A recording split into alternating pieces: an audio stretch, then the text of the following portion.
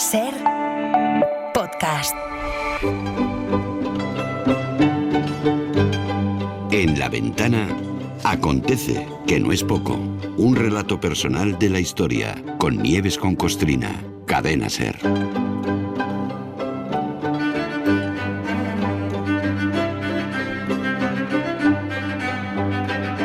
Hola Nieves, buenas tardes. Hola Carlas, ¿qué tal? Buenas ya tardes. sabía yo que el aniversario del nacimiento de Hitler, que ayer recordamos, habría un melón que no ibas a desaprovechar. Ya lo sabía. Bueno, y claro, es que Hitler, es que es uno de los grandes villanos de toda la historia. Y todo lo que pueda comentarse alrededor de su figura, de sus ideas, de cómo pudo hacer lo que hizo, siempre que no sea en tono laudatorio, claro, pues todo es interesante, ¿no? Porque, es que además estos días hemos leído noticias, siguen publicándose en Alemania estudios, investigaciones que intentan explicar cómo pudo suceder lo que sucedió. Y algunos de esos estudios son muy interesantes. Bueno, en fin, nosotros hoy en este Acontece, que no es poco, y mañana seguramente también seguiremos, aportamos nuestro modesto granito de arena. Va, venga. Sí, sobre todo para hablar de aspectos más desconocidos del Tercer Reich, de esos que, como es todo tan loco, pero hay cosas que siempre se quedan muy abajo, pero hay que conocerlas. Pero fíjate, el otro día leí una entrevista en el diario.es con Francesc Marc Álvaro, que es un diputado de Esquerra Republicana, creo que es Esquerra Republicana, ¿no? Sí, de Francesc Marc Álvaro, que el titular era: si Goebbels hubiese tenido los smartphones, no sé si hubiéramos ganado. Cuidado. Sí, ¿te acuerdas que has hablado tú mucho de la propaganda de Goebbels y tal? Pues no está mal esto, ¿eh? Eran genios, y lo comentábamos ayer. Lo que se está haciendo de la propaganda del PP, de esa otra derecha, están usando las mismas técnicas que usó Hitler. Bueno, pues ayer hablábamos de ese aspecto más desconocido, como la fascinación que despertó en las mujeres, y también salió a relucir, entre otras cosas, las incongruencias de los alemanes que escribían a Hitler rezando por él al Todopoderoso, rogando a Dios nuestro Señor que diera salud a su querido Führer, cuando el nazismo es totalmente anticristiano, es antirreligioso, antijudío, antitodo. Por eso, pese a su odio a los cristianos, Hitler firmó un concordato con el Vaticano nada más llegar a la Cancillería en 1933, porque había pactado con la derecha y tenía que hacer ver que era un chico bueno. Pero en cuanto ya se cargó a la derecha y suspendió la Constitución, que fue prácticamente en día y medio, pues pudo actuar a sus anchas, y en 1935 creó un Ministerio de Asuntos Eclesiásticos, cuyo nombre puede llamar engaño. ¿Sí? Porque, claro, puede parecer que era para regular los asuntos de las distintas sectas religiosas, pero no. Era para hostigar al cristianismo en general, católicos, evangélicos, protestantes. A los testigos de Jehová los ilegalizó de un plumazo, los encerró y los ejecutó. Hitler quería exterminar a los judíos y descristianizar el Tercer Reich. Ese era su objetivo, porque el cristianismo lo forma una pandilla de gente que hace caso a un tal Dios. A ver, estando Hitler sobre la faz de la tierra, ¿iban a hacer caso de las doctrinas de un tipo que no existe? Había que acabar con todas las iglesias para crear una única iglesia nacional. Una iglesia cuyo lema era: una nación, un Dios, un Reich, una iglesia.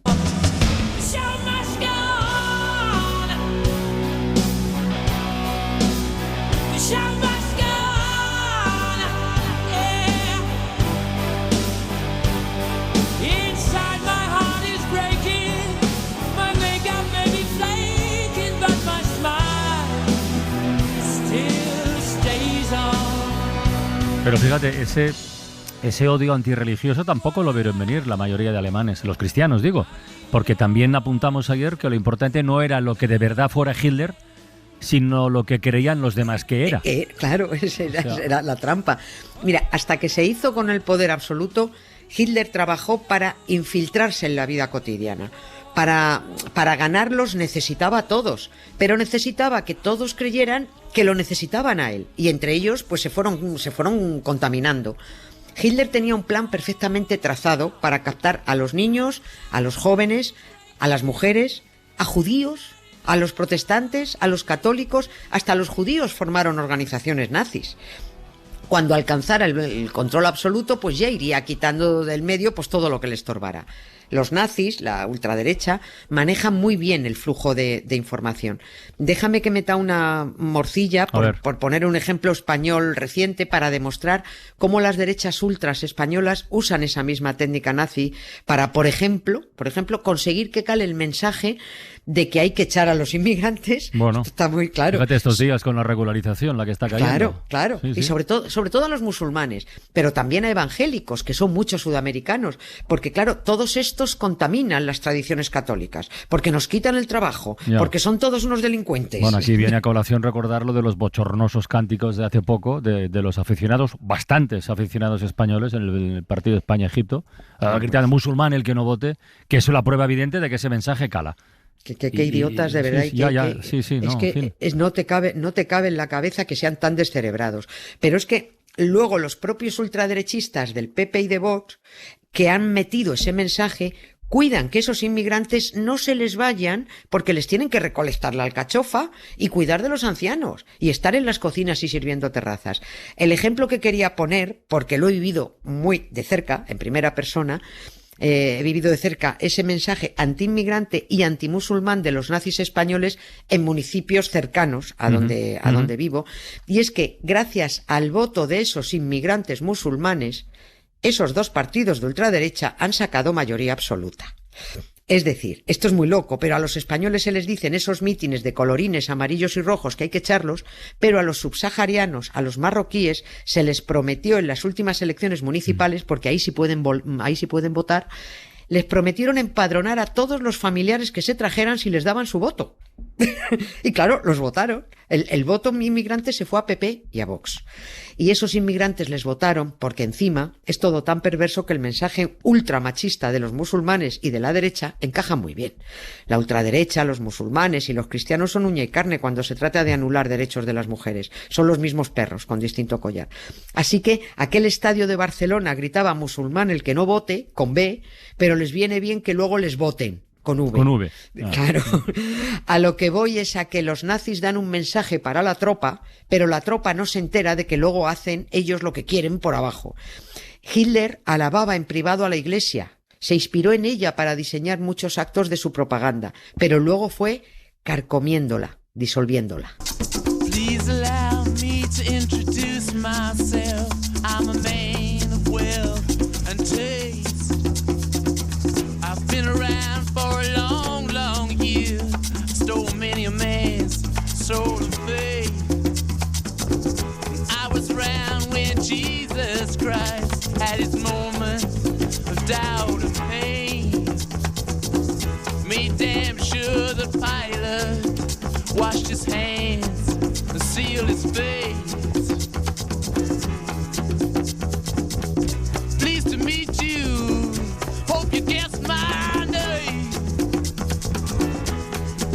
But what's puzzling you is the nature of my game. Quiero volver a algo que os mencionaba al comienzo, eso del Ministerio de Asuntos Eclesiásticos, que el nombre engaña. O sea, entonces ese ministerio se creó para trabajar contra las distintas iglesias, ¿no? Sí, vale. Sí, exactamente vale, para eso.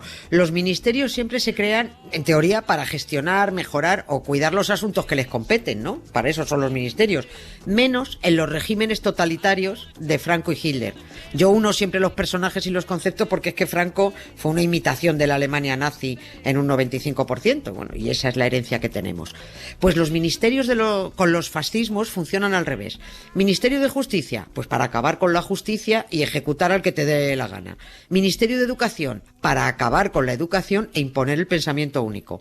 Ministerio de Asuntos Eclesiásticos, en el caso de la Alemania nazi, para acabar con los asuntos eclesiásticos. La única religión que podía haber en Alemania era el nazismo. Lo que el hombre tiene de divino no venía de Dios, decía en sus normas, venía de su raza aria y de su sangre alemana. Eso es lo que tenía de divino el alemán. También la Alemania nazi tenía un ministerio de ciencia. Mira. Para acabar con la ciencia.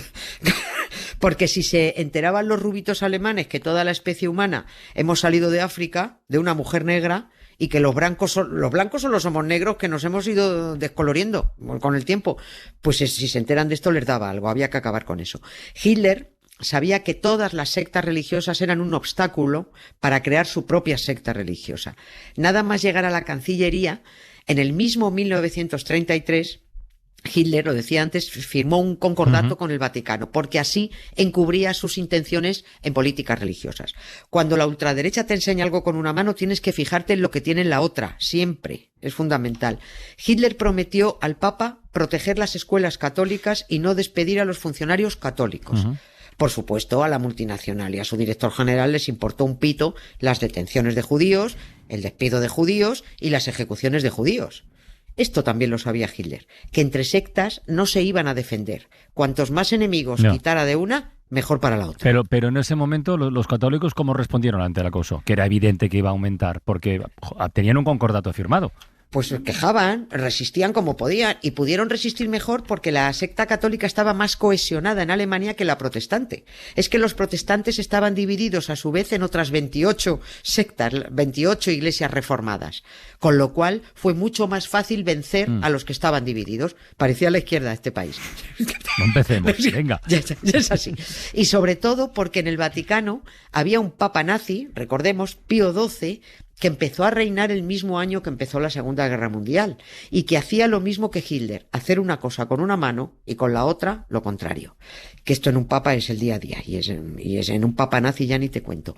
Pío XII y su antecesor, Pío XI, conocían las atrocidades de Hitler y de vez en cuando se quejaban un poquito del acoso a los católicos. Pero no sé si recordamos que hace 3 años, esto fue noticia en todas partes y estuvo Joan Soles contándolo, cuando el Vaticano desclasificó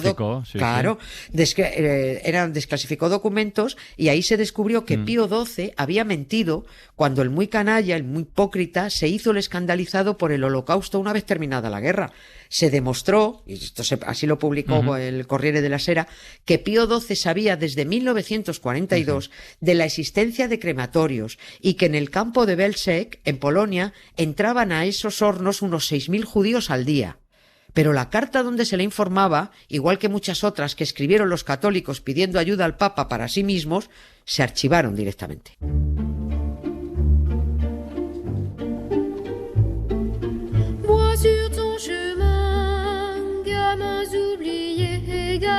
Donne-leur la main pour les mener vers d'autres lendemains.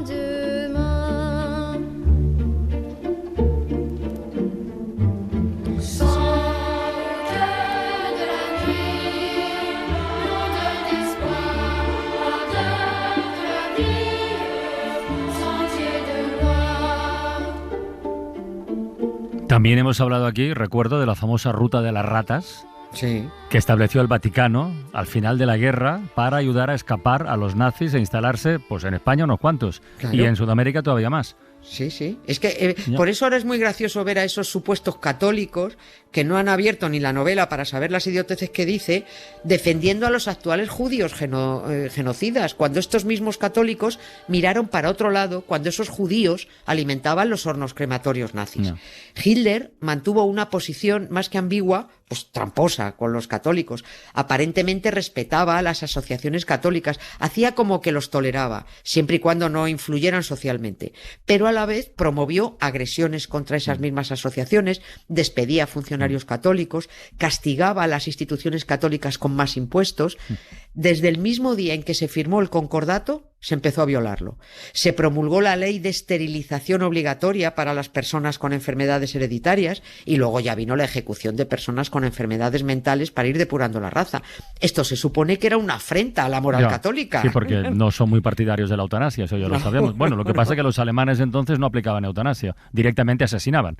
Estos asesinaban, claro, totalmente distinta. Y desde el Vaticano escribían para protestar. Pío XI publicó una encíclica titulada Con profunda preocupación, mira tú. Luego no estuvieron profundamente preocupados por los judíos gaseados, pero por el ataque a la moral católica sí. Conclusión.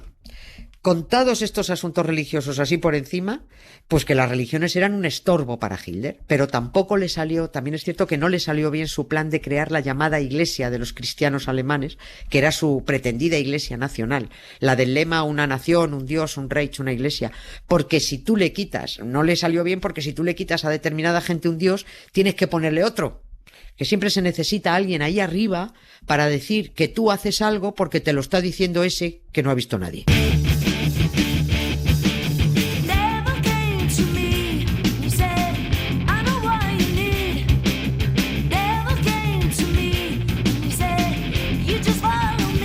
Pues es verdad que hay cosas que no se ven, pero otras se escuchan. Y yo me quedo con muchas ganas de seguir conociendo detalles de todo el universo nazi. Porque sí, pero me temo que mañana no. Ay, no me digas que hay fútbol. Sí. Hay jornada intersemanal de la Liga. Tranquila que falta poquito de Liga. Luego viene el Mundial. Yo te aviso. Pero mañana no. Mañana Qué pesados, ¿eh? Si quieres, como mañana hacemos un paréntesis en esto, igual... Bueno, tú el jueves haz lo que quieras. Vale, pues ya me apaño yo con Marta. Muy bien, muy bien. Hala, venga. Un beso muy grande. Para no perderte ningún episodio, síguenos en la aplicación o la web de la SER, Podium Podcast o tu plataforma de audio favorita.